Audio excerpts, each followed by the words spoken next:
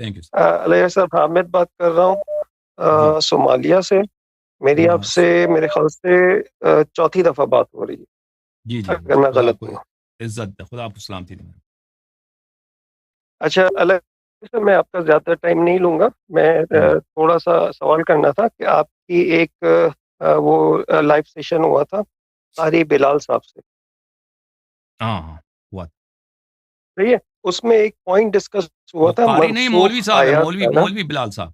قاری نہیں ہو، قاری مولوی ہو. بلال، اوکے، ہاں مولوی بلال صاحب. جی صحیح. سر. جی سر. تو ایک تو مجھے یہ پوچھنا تھا کہ دوسرا سیشن کب ہوگا، کیونکہ انہوں نے کہا تھا دوبارہ آئیں گے نا ابھی اگلے مجھے بدھ کا لگتا ہے بدھ. وہ کیا، مجھے نہیں معلوم، لیکن ہو سکتا ہے کہ رمضان کے بعد ہو. ابھی شب قدر آ رہا ہے، لیلۃ القدر آ رہے ہیں، تو اس میں تو نہیں ہو سکتا ابھی ایک ہفتے کے اندر. تو ابھی اگلا جو ہفتہ ہے صحیح. اس میں ہاں امپورٹنٹ ڈیٹس ہیں، ہو سکتا ہے وہ رمضان کے بعد ہی ہو. جی ہاں.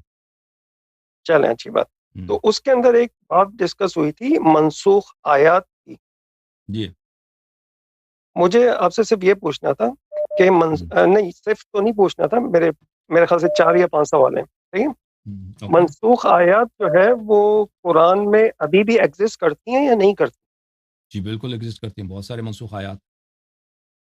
اگر ایگزسٹ کرتی ہیں تو پھر ہم کیوں ان کی تلاوت کر رہے ہیں نا؟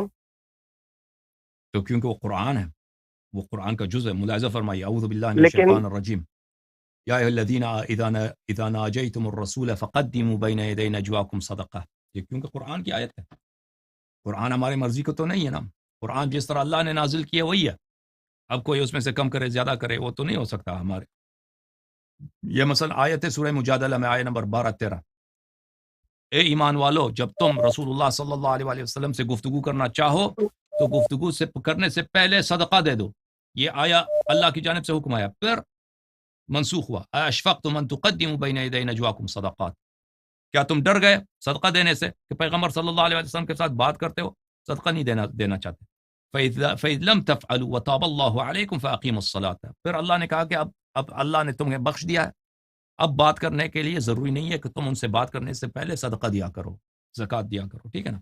اس طرح کے روایات بھلے اس طرح کے آیات بہت سارے ہیں قرآن مجید میں کہ جن کا حکم منسوخ ہے. ٹھیک ہے نا.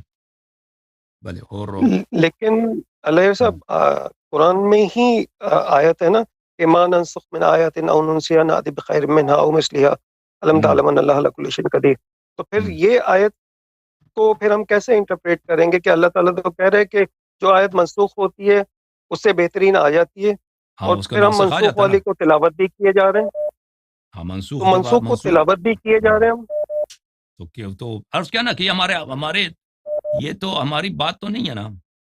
مثلا اللہ کا ایک حکم آیا ہے، اللہ نے اس حکم کو اب ہٹا دیا، اب اس حکم پہ عمل نہیں ہے. تو اسی جیسا اس سے بہتر آیا بھی آیا قرآن مجید میں، لیکن پہلی والی آیا بھی پڑھا جاتا ہے. تو یہ باتیں ہماری مرضی کا تو نہیں ہے کہ ہم اپنے ناقص عقل سے اس کو قرآن سے نکال دیں کہ بھئی یہ تو منسوخ ہے. ٹھیک ہے نا. یہ تو لیکن اللہ اللہ کی صاحب کتاب ایک ہے. عام مسلمان، میں ایک آیت پہ عمل کرنا شروع ہوا ہوں اور کچھ دیر کے بعد ایک مولانا بولتا ہے یہ تو منسوخ ہو چکی ہے، تم اس پہ کیوں عمل کر رہے ہو، اس پہ عمل کرو. یہ تو عجیب سی یعنی ایک لاجک میں بیٹھ نہیں ہاں رہی بات. تو اللہ اسی تعالیٰ لیے تو ہے کہہ کہ رہے ہیں کہ دیکھیں جو آیات جو منسوخ ہو چکی ہیں، دیکھیں پہلی بات یہ ہے کہ قرآن مجید میں جو احکام ہے وہ بہت کم ہے. احکام والی آیات جو قرآن مجید میں حلال و حرام جو آیات ہیں نا وہ بہت کم ہے، وہ زیادہ نہیں ہے. اور ان میں جو منسوخ آیات ہیں وہ بھی معلوم ہے تقریباً کہ کون سی آیات منسوخ ہے. ٹھیک ہے نا. جو انسان وہ کہتا ہے کہ میں قرآن مجید سے میں عمل کروں گا، تو پہلی بات یہ ہے کہ قرآن مجید میں حلال و حرام بہت کم ہے احکام والی آیات. تو اس کے لیے تو ضروری ہے کہ حدیث کی طرف جائیں آپ. وہ تو قرآن مجید سے آپ کو بہت کم ملے گا.